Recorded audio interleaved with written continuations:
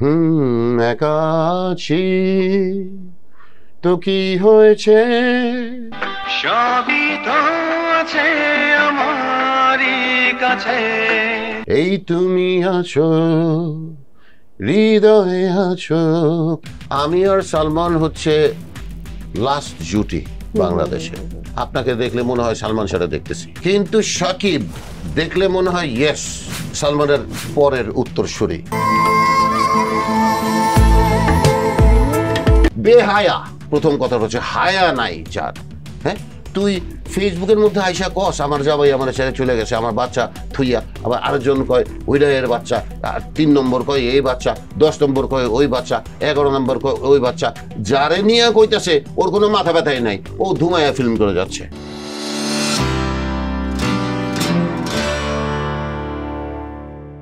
দর্শক সবাইকে ওয়েলকাম করছি Mohammad and sons luxury watches presents TBS স্পটলাইটে।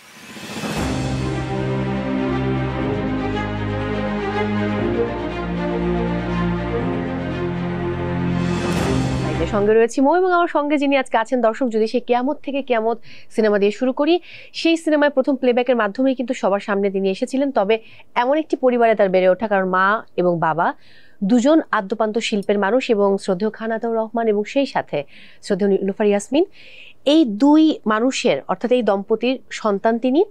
নাম রেখেছিলেন আগুন, এবং সঙ্গীতে তিনি আসলে আগুন। অভিনয় করেছেন চলচ্চিত্রে, একই সঙ্গে নাটকে, তবে অভিনয়টা খুব একটা কন্টিনিউ তিনি করেননি, কিন্তু গানের সঙ্গে থেকে গেছেন। আর বলতেই হয় মানে তার গান আমাদের প্রত্যেকের ভীষণ ভালোবাসার, এবং এখনো আমরা আসলে আবেগ আপ্লুত হয়ে যাই এবং সেই সময়টাতে ফিরে যাই তার গানের কথা যখন আমাদের মনে পড়ে। কারণ বলতেই হবে এখন তো সময় ভালোবাসার, এবং প্রত্যেকটা সময়ই কিন্তু ভালোবাসার। আমার সঙ্গে রয়েছেন সঙ্গীত শিল্পী, একই সঙ্গে অভিনয় শিল্পী আগুন। আগুন ভাই কেমন আছেন? চিয়ার্স। চিয়ার্স। First class. এটা মানে ভালো থাকাটা খুব জরুরি। তবে আমার কাছে এখন অনেকগুলো হট টপিক আছে আপনার সাথে কথা বলার। বল না, তোর হট টপিক সব কোল্ড হয়ে যাবে। কারণ আমি কয়েকদিন আগে পুতুলা প্রসঙ্গে আপনার একটা শো দেখেছি, এবং সেখানে একটা ছোট্ট ক্লিপস দেখেছি, খুব ভাইরাল হয়েছে, এবং সেখানে আপনি একজন মাছ ব্যবসায়ীকে নিয়ে কথা বলেছেন, যিনি একজন চলচ্চিত্রের অভিনয় শিল্পী। এবং একজন মাছ ব্যবসায়ীর মানে একজন ঠিক ইন্ডিকেট করে বলা যায় না, বাট ওখানে যে ছবিটা আছে বা এমন কথা হয়েছে যে যেহেতু মাত্রই সম্প্রতি শেষ হলো চলচ্চিত্র শিল্পী সমিতির নির্বাচন, আমরা সবাই জানি, এবং নির্বাচিত হয়েছেন অনেকে, তাদের মধ্যে তিনিও আছেন খুব গুরুত্বপূর্ণ একটি পদে। সো আজকের শোতে আমি যতটুকু জানি যে আগুন ভাই বলেছে যে আমার সকল প্রশ্ন করার রাইট আছে এবং তিনি সব উত্তর দেবেন। এই জন্যই কিন্তু আমি আসলে এইভাবে আগালাম যে এই টপিক দিয়ে যদি আমরা শুরু করি। এই টপিকটাই যে উত্তেজনা ক্রিয়েট করার একটা বুদ্ধি যে তুই করেছিস, যে চাপিয়ে দিতে গেছিলি আমার উপর। আমি কিন্তু মানে এমন একটা উত্তর এক্সপেক্ট করেছিলি যে আগুনটা লাগবে। নো, প্রশ্নটা ভুল করেছিস। প্রশ্নটা হচ্ছে সকল মাছ ব্যবসায়ীদের নিয়ে আমি এই কথা বলি নাই, এবং দ্বীপ জলের ওখানে ছবি আছে বলে যে সে মাছ ব্যবসায়ী আমি কিন্তু তা মিন করি নাই। ওকে ওকে, তাহলে আপনি কি মিন করেছেন? বলে দিচ্ছি, থাম। দ্বীপ জলের ছবি ওখানে আমি ইউজ করেছি মার্কেটিং এর জন্য। হ্যাঁ, অফ ওয়েট। আচ্ছা ওকে, ঠিক আছে। এর আগেরটা দেখেছিলি? এর আগেরটা আমি দেখিনি। ওকে, ওইটাতে ছিল আমার সাথে জায়েদ। জায়েদ খান, মাই লাভ, লাভলি বয় ওকে, জায়েদ। এই চামড়ার ছবি আমি ইউজ করেছিলাম ওখানে। আমি তো ইউজ করি নাই, মানে ডাঙ্গুলি ইউজ করলো। ইউজ করার পরে আমি দেখলাম বাহ, বুদ্ধি তো ভালো, মানে জাহেদের জোরে আরো হয়তো 10 লাখ ভিউ বাড়বে। তখন আমি জায়েদ বললাম যে জায়েদ রে, তোর তো ছবি দিয়ে দিছে এখানে। জায়েদ সাথে সাথে বললো ভাই যা করুক আমি আপনার সাথে আছি। হ্যাঁ, দীপু চাচার ছবিটা চাচা না, উনি আমাকে সবসময় বলে ভাই ডাকতে। আমি পারি না, ওই যে আব্বাদের সাথে ওই চাচা। দীপু ভাই, দীপজল না, দীপু ভাইটাই কিছু, ভাই চাচার দোকান নাই। দীপজল, দীপজল হচ্ছে এমন একটা মানুষ যে মানুষের সাথে না মিশলে দীপজলকে চেনা যায় না। সেই কারণেই দীপজলকে নিয়ে কিছু বলা আছে ওইটার ভিতরে। আর মাছ ব্যবসায়ীর প্রসঙ্গটা কিন্তু সম্পূর্ণ ভিন্ন একটা প্রসঙ্গ। ক্লিপটা হচ্ছে মাছ ব্যবসায়ীরা সিনেমা বানাবে কেন, পাশে দীপজলের ছবি। আমি বুঝেছি, পাশে দীপজলের ছবি, তার মানে দীপজল কিন্তু মাছ ব্যবসায়ী না। দীপজলকে নিয়ে ওখানে যা বলা হয়েছে ওর ভয়ঙ্কর কথা। মাছ ব্যবসায়ীর প্রসঙ্গে আসি, প্রডিউসার হতে পারে, নিঃসন্দেহে পারে। ঝিঙ্গা ব্যবসায়ী, আলু ব্যবসায়ী, পটল ব্যবসায়ী সবাই প্রডিউসার হতে পারে।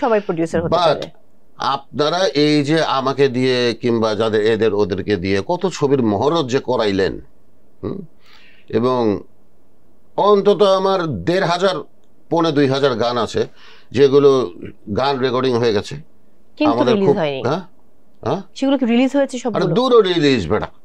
ওই গান শুট করার পরে সেই গান নিয়ে গেছে কক্সবাজার, বিরাট হোটেল বুক। হ্যাঁ, মানে প্ল্যানটা কি? প্রডিউসার নায়িকাকে একটু চায়, আপন করে চায়, সিনেমা বানানোর জন্য না। ওকে, লাগলো ধর ৫ লাখ, দে না বেটা, অসুবিধা কি? বিরাট ব্যাপার স্যাপার হয়ে গেল কি, এত খোলাসা করে তো বলার কিছু নাই।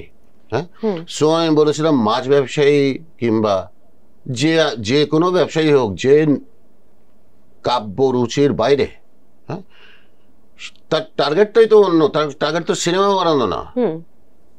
এই কাণ্ড যখন শুরু হলো তখন কিন্তু আমি আস্তে আস্তে অফ হওয়া শুরু হলো, প্লেব্যাকটা ১২টা বেজে গেল, সিনেমা অঙ্গন ঝলসে গেল, সেই সোনালী যুগটা আমরা হারিয়ে ফেললাম সিনেমা। সোনালী যুগ তো গেলই। এখন এফডিসিতে ঢুকলে তোর মনে হবে যে দেখি টেলিভিশন এসছি নাকি সেইখানা তাদের এফডিসিতে এসছি। This is so bad. আমার ওইটা একটা কনসার্নের জায়গা ছিল যে আপনি যে টপিকটা তুলেছেন যে মাছ ব্যবসায়ী কেন সিনেমা প্রডিউস করবে, এইটা নিয়ে বলতে চাওয়া, এবং যেহেতু ওখানে আসলে ক্লিপসটাতে ব্যবহার করা হয়েছে ডিপজল ভাইয়ের ছবি, আমি তারও ইন্টারভিউ করেছি এন্ড সে খুবই হাম্বল যখন ইন্টারভিউ, খুব ভালো। দীপু চাচার মতন একটা মানুষ যে ইলেকশনের সাথে রিলেটেড, সেই ইলেকশনে কোনো গন্ডগোল থাকতে পারে না। এবং একটু যদি আমি বলি নির্বাচনের প্রসঙ্গে আরেকটু থাকি, আমি আর একটু নির্বাচনের মধ্যে একটা জিনিস অ্যাড করি। দীপু চাচা কিন্তু জাতা মানুষ না রে ভাই। গাবতলী ছিল ফেন্সিডিলের আঁকড়া। হ্যাঁ, তোর আমরা যখন ইয়াং একদম, মানে বাংলাদেশের একদম টপ মোস্ট ড্রাগ ডিল হচ্ছে ইয়েতে, গাবতলীতে, ফেন্সিডিলের। এই দীপজল কিন্তু এগুলি ধুয়ে মুছে সাফ করে দিয়েছে তোর সব। এই লোকটা কিন্তু মানে ৮-১০ জনের মতো করে কাউন্ট করলে হবে না দীপজলে। এই সেম মিশা সওদাগর, মিশা ভাই হচ্ছেন প্রেসিডেন্ট হলেন এবং ডিপজল ভাই হচ্ছে সেক্রেটারি হলেন। তার আগের কথা যদি বলি, অর্থাৎ ইলিয়াস কাঞ্চন, নিপুণ আপুর যে প্যানেল, তাদের প্রতিদ্বন্দ্বী ছিল হচ্ছে মিশা সওদাগর এবং সেই সাথে জায়েদ খান। এবার জায়েদ খান আবার নেই, এবং জায়েদ খানকেও কিন্তু আপনি অনেক পছন্দ করেন, যেটা বলছিলেন। কেন, আমি তো প্রচন্ড পছন্দ করি এই ছেলেটা। এক্স্যাক্টলি। সো এই যে জায়েদ খান যে এবার নির্বাচন করলো না, এই প্রসঙ্গ নিয়ে কি আগুন ভাই আপনার কিছু বলার আছে? যা হয়ে গেছে সেটা নিয়ে আলোচনা করে কি লাভ আছে? না, সেটা অবশ্য লাভ নেই। ক্যান্সেল ইট। দরকার কি? কেঁচো ঘুরতে সাপ বাইর হবে কিংবা গু ঘাটলে গন্ধ বাইরে হবে, দরকার কি? যে নতুন ইলেকশন নিয়ে আছে, আমরা ভবিষ্যতের আলো দেখতে চাই। আমি পিছনে কি হলাম, পিছন নিয়ে আমার কোনো মাথা ব্যথা নেই, কোনোদিন ছিলও না। আমরা তো বাইরে থেকে অনেক রকম মন্তব্য করে ফেলি হুট করে, এটা আমাদের একটা ন্যাচার। মন্তব্য মানে কি? তোরে জেলখানায় বলে নাই উনি বলে ভয়ঙ্কর আসামি? হ্যাঁ, কোথায়? আরে ভাই আমার হোল্ড আছে, এর থেকে আমি আসামি। দীপজল মানে একটা এমন একটা ঘটনা, দীপজল মানেই হিরো। সে ভিলেন হিরোই হোক আর আসল হিরোই হোক আর ব্যক্তি দীপজলই হোক, সে কিন্তু একটা হিরো রে ভাই। তার জীবনযাপন, তোর তো বাচ্চা মানুষ। আমরা তো যখন দেখেছি, যখন দীপজল একদম মানে ভয়ঙ্কর এক রূপে আছে, মানে হি ক্যান কমিউনিকেট এনিথিং, ওনার লাইনে এত। আর এই যে বলে যে দীপজল এত টাকা পান কই, এই পান কই, সে পান কই, ওনার অবস্থা তুই জানোস? তুরাগ নদীর পাশে ১,৫০০ বিঘা জায়গা ওনার নানার, ১,৫০০ বিঘা। তো এই লোক এরকম হবে না তো কি হবে? আমি এই প্রসঙ্গের বাইরে চলে আসি, আমি আগুন ভাইয়ের প্রসঙ্গে থাকতে চাই। আগুন ভাই আমাকে লাস্ট যে কবার দেখা হয়েছে আমাদের, গত ৬ মাসে যদি ধরি, ৬ মাসের একটু বেশি হবে মনে হয়, মিছিল সহ এলেন। আমরা একটা গানের প্রোগ্রাম করলাম, ২ ঘন্টা লাইভ শো ছিল, সেখানে বাবা গান গেয়েছে, ছেলে বাজিয়েছে পুরো টিমের সাথে। সো একটা লম্বা জার্নি আপনি এখন নতুন করে প্ল্যান করছেন, যে নতুন করে পুরনো গানগুলোকে নিয়ে আসার। নো, আমার পুরনো কোনো গান আনার কোনো প্ল্যানই নাই। না, আপনি আমাকে বলেছিলেন যে একটা বিগ প্ল্যানিং আছে আপনাদের সামনে আগানোর পথে, এবং সেখানে ওই গানগুলো থাকবে, নতুন কিছু কাজ করছেন যে কাজগুলো থাকবে। আচ্ছা, আমি বুঝতে পেরেছি তুই যেটার কথা বলছিস, সেটা হচ্ছে সাডেনের গানগুলো রিমেক করছি আমরা। হ্যাঁ, সেটা হতে পারে। 4টা গান রিমেক হয়ে গেছে, মিক্সিং হবে কানাডায়। তো আমি এখন যেটা বলতে পারি, তুই যদি আমার ভবিষ্যৎ কল্পনা সম্বন্ধে জানতে চাস, সেটা হবে এরকম যে আমি বলে দিচ্ছি 1 মাসের মধ্যে একটা এমন ঘটনা ঘটবে। হ্যাঁ, এমন ঘটনা ঘটবে না, আমি ঘটাবো, আল্লাহ যদি খুব নাফরমান হয়। কি আসলে আপনি বলেছেন যে আগুন, এখন আগুনের ফুলকি সবাই দেখবে, পুরো আগুনের ফুলকি জ্বলে যাবে পৃথিবী না জ্বলুক। আমি ওই জ্বলানোর ব্যাপারটাই জানতে চাই। ওই জ্বলানোর ব্যাপারটা এখন একটু ছাই চাপা হয়ে থাকুক, বুম করে উঠবে হঠাৎ করে একটা জিনিস। সেটা কি গান নিয়ে নাকি সামাজিক গান প্রেক্ষাপট ছাড়া আমার আর কি আছে বল? গান ছাড়া আমার কিন্তু কিছু নাই। আমি একটা কথা বলে দিচ্ছি, 1 বছর পর থেকে দেখবি আমার নাম হবে ম্যান উইথ এ গিটার। আমি একটু যদি সেই 90 দশকের শুরুতে চলে যাই, অর্থাৎ 1993-তে, মানে কিয়ামত থেকে কিয়ামত, এবং সেই সময়ে সালমান শাহ আপনার সেই সময়, এবং আমি যতটুকু জানি যে তিনি আপনাকে খুব ভালোবাসতেন আপনার গান শুনে, এবং মানে অন্যরকম একটা সুন্দর সম্পর্ক ছিল, সুসম্পর্ক যদি বলি। অফকোর্স আমি আর সালমান হচ্ছে লাস্ট জুটি বাংলাদেশে। ওকে, লাস্ট জুটি। এর আগে একটা জুটি ও খুরশিদ চাচা অবশ্য, রাজাক চাচা অনেকের সাথেই করেছে, কিন্তু আগুন সালমান যেভাবে হয়েছে জিনিসটা। কালকে আমি চাঁদপুরে একটা শোতে গেছিলাম, শো করলাম, শোর পরে বের হয়ে বহু মানুষ কাঁদতে কাঁদতে এসছে আমার কাছে, মানে বহু মানুষ মানে তোর সব না, তোর 5-6 জন কাঁদতে কাঁদতে এসছে যে ভাই আপনাকে দেখলে মনে হয় সালমান শাহরে দেখতেছি। আচ্ছা, সেই গান, সেই কণ্ঠ। হ্যাঁ, এটা কিন্তু একটা অদ্ভুত ব্যাপার। আমার আর সালমানের একই এইজ আমাদের, এবং দুজন সম্বন্ধে বলা হয়েছিল যে দুইটা নতুন হিরোর জন্ম হলো। ওদের কমন এইটা যে দুইটাই ম্যারিড। হ্যাঁ হ্যাঁ, বুঝেছিস, 21 বছর বয়সে দুইটাই ম্যারিড। কারণ মেয়েরা ম্যারিড শুনে খুব দুঃখ পেয়েছিল। আমি একটু মায়ের প্রসঙ্গে যেতে চাই। নীলুফার ইয়াসমিন ম্যাম, এরকম একটা গল্প বোধহয় আছে যে তার জন্য কোনো একটা ওষুধ বা কিছু কেনার জন্য আপনি কলকাতায় গিয়েছিলেন, দিল্লি গিয়েছিলেন। ওই গল্পটা যদি একটু শেয়ার করতেন আমাদের সাথে। ওইটা তো আসলে এমন কিছু না, তো আমার অসুখ বুঝতে পেরেছি যে মরেই যাবে হয়তো। তখন আমি ওই যে মেডিটেট করেছিলাম, অনেক কাজ হয় নাই, কেননা আমি তখন আমার ভাণ্ডটা পরিষ্কার ছিল না। ভাণ্ড মানে হচ্ছে আমি সনাতন ছিলাম না, আসলে সনাতন যেটাকে বলে, আমি সনাতন ছিলাম না। তারপরে আমি গেলাম, দিল্লিতে গেলাম। যাই হোক, ওষুধের মেইন যে সাবজেক্টটা, যখন গেলাম ওষুধ নিলাম, সেখান থেকে যখন ফিরবো দেখি ঢাকায় তোর 3 দিনের হরতাল, প্লেন ডিলে হয়ে গেছে। তো প্লেন ডিলে, আমি কিন্তু ঠান্ডা, বুঝেছি, আম্মা কেমন এগুলো করছি না, ঠান্ডা। এয়ারপোর্ট থেকে বেরাচ্ছি দেখি সব অফিসের লোকজন দাঁড়ানো, সেখান থেকে গাড়িতে উঠলাম, গাড়ির গেট খুলে দিয়েছি। আমি বলছি don't wait, make it slow. আস্তে করে উঠলাম, ড্রাইভার জোরে চালায়, এই আস্তে চালা। গেলাম বারেমে, গিয়ে করিডোর দিয়ে ঢুকেছি, দূরে হচ্ছে তোর ভাইয়া দাঁড়িয়ে আছে, আগুন দৌড়াও এরকম। আমি আস্তে আস্তে হাঁটতে গেছি, গিয়ে দেখি আব্বা একটা বিচের মধ্যে শোয়া। তখন গিয়ে আমার বড় বোন বলছে তাড়াতাড়ি যাও, গিয়ে হাত দাও, গায়ে হাত দাও। আমি ওখানে গিয়ে আম্মাকে বললাম আম্মা আমি এসছি। তো আম্মা জাস্ট এরকম কোনো চোখ টোক খোলে না, এরকম করে হাতটা উঠলো, আমি ধরলাম। আম্মা বললো ভালো থাকো বাবা, চলে গেল। খুব সুন্দর এই মানে জিনিসটা, যে মা যদি ধর এই দোয়া কোনো ছেলেকে করে যেতে পারে, সেই ছেলের কি এই জীবনে আটকানোর কোনো কোথাও চান্স থাকে না। আম সরি, মা যেখানে আছেন নিশ্চয়ই অনেক ভালো আছেন। না তাই তো। হ্যাঁ, টিস্যু দে। আমি টিস্যু দিচ্ছি। বল। এখন ভাই এর থেকে বেরিয়ে আসি, মা এবং বাবাকে কোন জিনিসগুলোতে সবচেয়ে বেশি মিস করেন? এখন মা বাবাকে আর কিছুতেই মিস করি না, একদম না। এটা কি আসলে সম্ভব আদৌ? হ্যাঁ সম্ভব, আমার কাছে সম্ভব। এই যে গল্পটা বললি বলে সম্ভব। আমি এখন যেই দৃষ্টি নিয়ে দূরে দেখি, সেটার মধ্যে আব্বা আম্মা আপাতত নাই। আমার অ্যাসপেক্ট গুলো বদলে গেছে আসলে। আচ্ছা, এখন আমরা অ্যাসপেক্ট কি আসলে? ওই যে 1 মাসের মধ্যে অ্যাবনরমাল একটা কিছু করব। সে অ্যাবনরমাল জিনিসটা বলবোই না, তোরা দেখবি, তোরা শুনবি, এবং শুনে তারপরে পাগলের মতো আমার বাসায় আসবি। বলেন, আমি তখন এই আমাদের টিবিএস এর স্পটলাইটের যে আজকে শোটা করছি, গানই তো পাবি, এছাড়া আর কি পাবি? না এই অংশটুকু আমি তখন বলবো আমার প্রোডিউসারকে যে কেটে এটা আপনি ক্লিপসটা তখন আপলোড করেন। একটা ম্যাচাকার বা একটা বড় বিগ কিছু ঘটিয়ে ফেলেছে আগুন ভাই। ঘটিয়ে ফেলেছে না, ঘটিয়ে ফেলবে। না তখন বাট আমাকে একটা ব্যাপার বলেন, আপনার এই কাজের সাথে জড়িত আছে কারা কারা? সাকিব, ওকে, আর ইফতেখার, ওকে, আর সুদীপ, আমি, হাসান, ওইটার নাম কি হাসান। আচ্ছা, তো এটা কোনো মুভির সাথে বুঝেই তো পেরেছি। এখন সাকিব যেহেতু জড়িত আছে, দেখি না সাকিব কি করে। এবং সাকিব সম্বন্ধে আমি একটা কথা বলি, এই ছেলেটা এমন ভাবে মানে প্রেসাইজ হচ্ছে এখন, বুঝছিস, মানে টিং আর সাকিব। আর এখনকার সাকিব দেখলে, ওরে তো দেখলে মনে হয় কোনো হলিউডের হিরো। সাকিব রে, রাজকুমার দেখেছেন? না, আমি সাকিবের কোনো ছবি দেখি নাই এখন পর্যন্ত। ক্লিপ দেখেছি ওর, যত আমি ওর কোনো ছবি দেখি নাই। কিন্তু সাকিব দেখলে মনে হয় ইয়েস, মানে সালমানের পরের উত্তরসূরি কেউ একটাকে একটু দেখলে মনে হয় যে না, he looks like a hero. Shakib কিন্তু, আমি এটা খুব বলি, কথা কয় না কিন্তু খুব বেশি, কাজ দিয়ে দেখায়ও।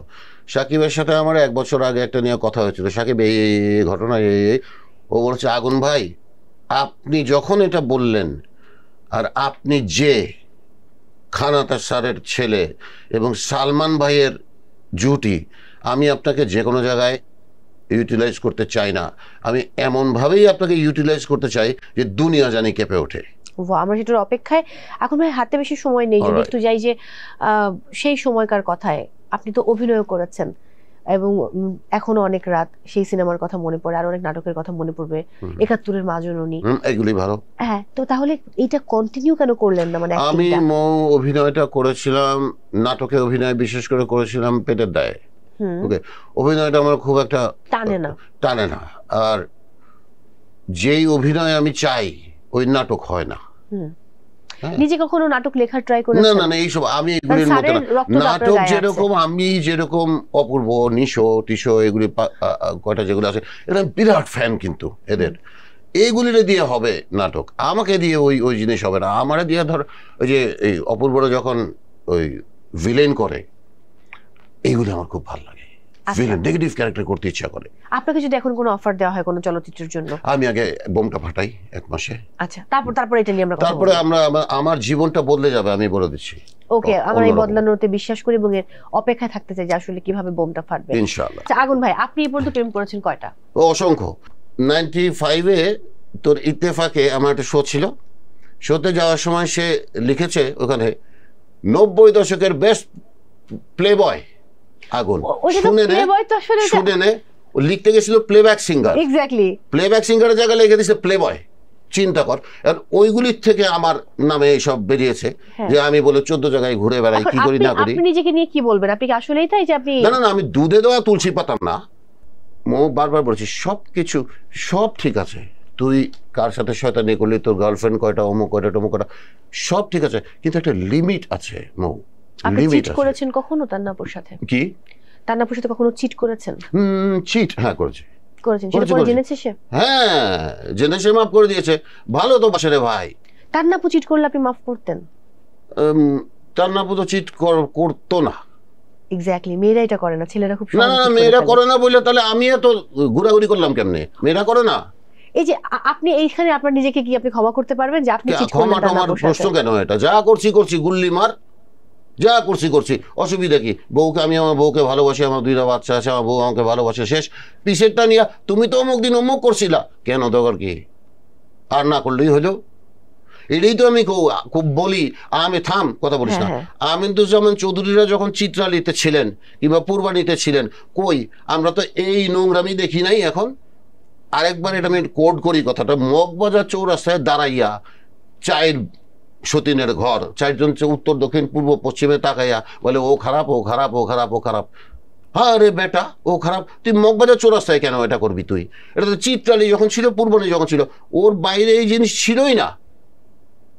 এখন যেটা হচ্ছে, এটার কারণটা কি জানিস? জাস্ট এই যে সোশ্যাল মিডিয়া। হ্যাঁ, এই জিনিসটা তখন ছিল না রে। এখন আরো কয়েকদিন পরে 5 বছর হাইয়েস্ট টিপ দিলেই বাইরে হয়ে যাবে পৃথিবীর কোথায় কি হচ্ছে, বুঝিস নাই? তখন তো অল কানেক্টেড। তো এই নোংরামিগুলি দেখলে আমার কাছে ভালো লাগে না, বুঝেছিস?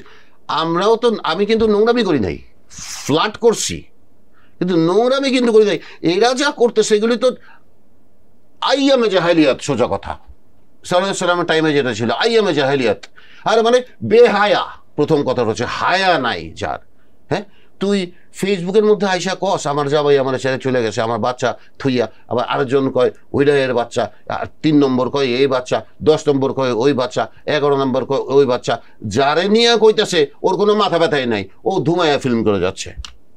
তো কি হচ্ছে? Cartoon? It's not a cartoon. Cartoon তো ভালো জিনিস, এটা বেহায়াপনা হচ্ছে রে। শাকিব খানের প্রসঙ্গ বললেন, শাকিবের কথা তো আমি বললামই, গান হবে যে ওর সাথে। হ্যাঁ হ্যাঁ, এটা আমি শাকিবের কথা বলবো। শাকিবের কি 11টা বউ আছে নাকি রে? 11টা বউ তো কারোই নাই, আমরা পাই না। তোর জানার দরকার কি? এত কথা গুতাস কেন তুই আমারে? শোন আমার কথা, ইন্ডাস্ট্রিটা এরকম ছিল না মৌ। আব্বাদের ইন্ডাস্ট্রি আমরা দেখছি তো, ওইটা আসলে ইন্ডাস্ট্রি ছিল। এখন যেটা আছে এটাকে ইন্ডাস্ট্রি বলতো আমাদের লাগে যে আসলে আমরা কি করছি বা কোথায় যাচ্ছি, আমাদের রুচির মানে তারতম্য হয়েছে কিনা। আমরা কথা বলি একটা, কিন্তু কাজে সেটা আমরা প্রমাণ দেখাতে পারি না। মানে এটা ঠিক না আসলে। এটা ঠিক না। এবং আমি বললাম তো, দেখ রেনেসা যে বললাম শুরু হবে, আমার আর সাকিবের কাজটা দিয়ে দেখ না কি হয়। ওই হোপ যে বেটার কিছু হবে। বেটার কিছু হবে না। 90s এর আরেকটা 90s দেখবি যে 90 আবার ফিরে আসলো। তুই আমাদের তো গুতায় গুতায় বাই করে ফেলছিস সবকিছু। গানটার শুটটা হয়েছে, মানে যেই শুনছে সেই বলতেছে আরে ভাই মনে আমি কি হচ্ছে একটু সুরটা শুনতে পারি আমার দর্শকদের জন্য? না না না, এটা তো করাই যাবে না এখন, এটা টপ সিক্রেট কাজ আমাদের। টপ সি আমি জেনে গেছি অলরেডি সাকিব না খানের জেনে সিনেমাতে যা গান তুই, গাইছেন। সাকিব তো হ্যাঁ সাকিব করবে আমার সুরে আমার গাওয়া, ও লিপ করবে, কিন্তু কি গান না গান এগুলো তার ছেড়ে মানে দে। আপনার সুরে আপনার গাওয়া গানটা লিখেছেন কে? সুদীপ বললামই তো হ্যাঁ, আগে, ওকে। সুদীপ। এই গানটা রিলিজ হতে দে, দেখ না কি হয়। ও কোরবানির ঈদে পাচ্ছি আমরা। এটা লাগবে আর 1 মাসের মধ্যে একটা ব্লকবাস্টার কিছু একটা হবে। একদম এক কথায় কয়েকটা উত্তর জানতে চাই, আমি শেষ করবো কারণ অনেকটা বল, সময় বল। হয়ে গেছে। সালমান শাহের মতো হিরো কেন আসছে না, এটা নিয়ে আপনার কি মন্তব্য? কি বলতে পারিবারিক চাইবেন? শিক্ষার অভাব। আচ্ছা, আর সিনেমা হলগুলোর যে মার্কেটিং সেটা নিয়ে কি বলবেন? সিনেমা হলের কোনো মার্কেটিংই নেই এখন। বর্তমান সময়ে অনেক ভালো গান হচ্ছে, যে গানগুলো আমাদের হৃদয় ছুঁয়ে যাচ্ছে, কিন্তু আবার অনেক গানই আছে যেগুলো আসলে হৃদয় ছুঁয়ে যায় না। যদিও এটা স্বাভাবিক, আগেও হয়তো ছিল, সব গান তো হৃদয় ছুঁবে না, রাইট, নর্মাল ব্যাপার। তারপরে যদি একজন অ্যাজ এ সিঙ্গার হিসেবে বলতে বলি, তাহলে কি বলতে চাইবেন? কিছুই বলতে চাবো না। গত 15 বছর ধরে বহু হিট এসছে, চলে তো গেছে, জায়গা করতে পারেনি তো, এইটাই গন্ডগোল। এইবার আমি যে গান দিতে যাচ্ছি, আমি আর সাকিব যে গান দিতে যাচ্ছি, এটা it will carry the whole time. সালমানের গান কি আজীবন চলতে থাকবে? বাংলাদেশ বাংলা ভাষা যতদিন আছে, একদমই আমি আর তাই। সালমান আজীবন বেঁচে থাকবো মানুষের মধ্যে। নিশ্চয়ই। আমি শেষ করব, আমি বিদায় নিয়ে আসছি, আপনার গান শুনে শেষ করবো। না না, ছোট্ট গান দুটো লাইন শোনাতে হবে। দর্শক, বিদায় নিচ্ছি আজকের মতো Mohammad and sons luxury watches presents TBS spotlight থেকে। সঙ্গে ছিলাম মৌসুমী এবং আমার সঙ্গে ছিলেন আমাদের সবার ভালোবাসার সঙ্গীত শিল্পী আগুন। তার কণ্ঠে দুলাইন গান না শুনে আসলে অনুষ্ঠান শেষ করা যায় না, তাই গান দিয়ে শেষ করছি। একা আছি তো কি হয়েছে, সবই তো আছে আমারই কাছে, এই তুমি আছো, হৃদয়ে আছো।